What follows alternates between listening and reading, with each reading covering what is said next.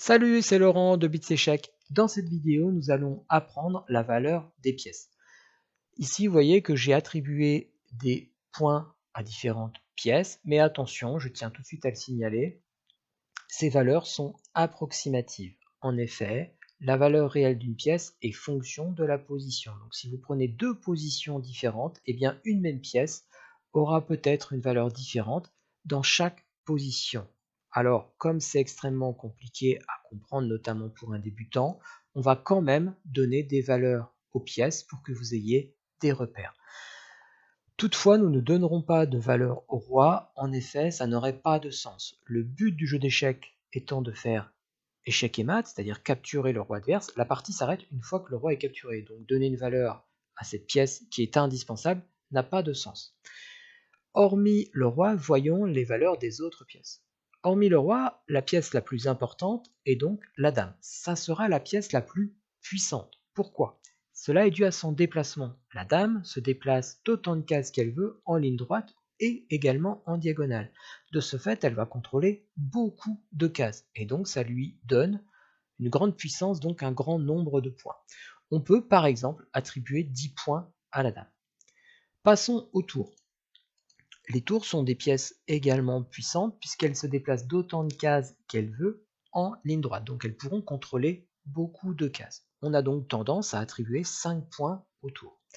Passons aux fous.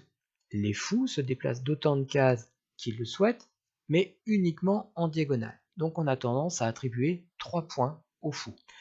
À ce stade, vous pourriez me dire, mais pourquoi la tour vaut plus que le fou? Au final, les deux pièces se déplacent d'autant de cases qu'elles le souhaitent. Certes, la tour c'est en ligne droite et le fou c'est en diagonale, mais pourquoi la ligne droite vaudrait plus que la diagonale? Eh bien, en fait, le fou, si c'est un fou de case blanche, c'est-à-dire que si au départ de l'échiquier il est placé sur une case blanche, par exemple ici le fou F1, eh bien ce fou, étant donné qu'il ne peut aller qu'en diagonale, ne pourra aller que sur des cases blanches. Donc il ne pourra aller que sur 50% des cases de l'échiquier.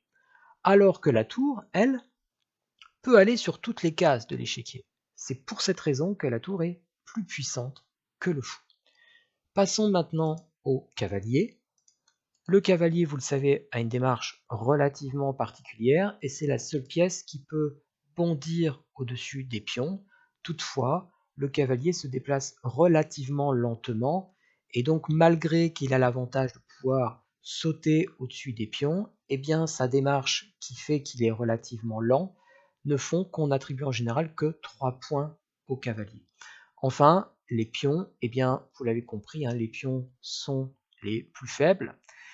Donc on n'attribue que 1 point au pion, mais attention, hein, je vous rappelle qu'un pion, quand il arrive à promotion, il peut se transformer en n'importe quelle pièce hormis le roi. Donc un pion qui arrive à promotion ne vaudra plus 1 point, mais il vaudra le nombre de points de la pièce dans laquelle vous l'avez transformé. Maintenant, passons à cette explication. Effectivement, les valeurs que je vous donne sont approximatives. D'ailleurs, vous trouverez sans doute des joueurs qui vous diront que non, eux estiment que la dame ne vaut pas 10 points, mais 9 points, qu'ils estiment que le fou vaut légèrement plus que le cavalier. Donc tout le monde n'est pas d'accord pour donner cette valeur des pièces. Pourquoi? Parce que la valeur réelle des pièces est fonction de la position. Je vais essayer de vous l'expliquer dans des exemples. Regardons le premier exemple. Dans cet exemple, nous voyons que le fou blanc est extrêmement mal placé. En effet, il est actuellement en A2, il peut certes aller sur la case B1, mais hormis ça, il ne peut aller sur aucune autre case. Pourquoi? Eh bien, sur la case B3, il se ferait prendre par le pion noir.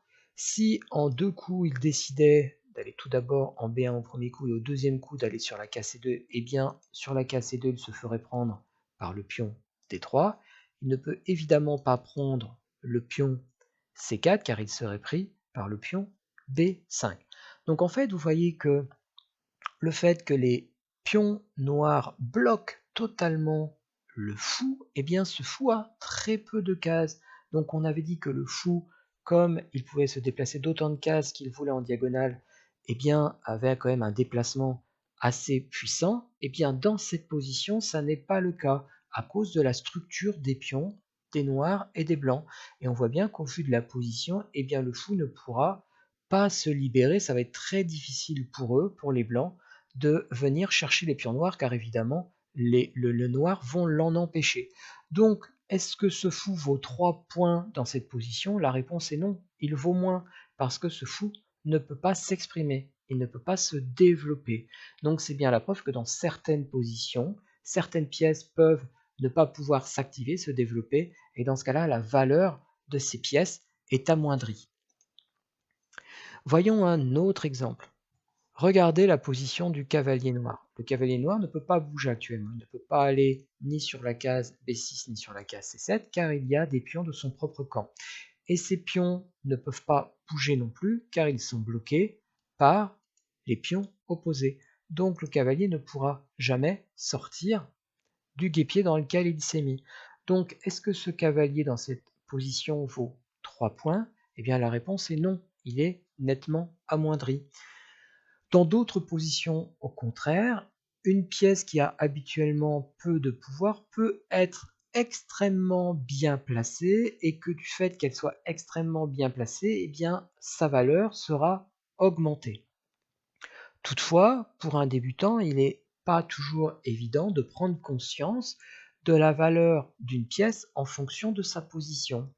Donc, pour débuter, il est toujours bon d'avoir une échelle de valeurs. Voilà pourquoi je vous ai donné cette échelle de valeurs. Souvenez-vous, le pion 1 point, le cavalier 3 points, le fou 3 points, la tour 5 points, la dame 10 points.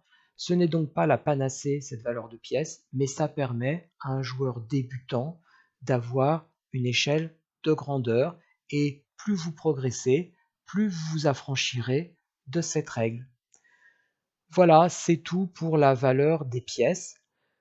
Dans la prochaine vidéo, nous apprendrons le développement des pièces et vous commencerez à comprendre pourquoi la valeur de ces pièces n'a pas un caractère immuable, mais au contraire fonction de la position et donc du développement des pièces. Merci de suivre Bits Échecs et à bientôt.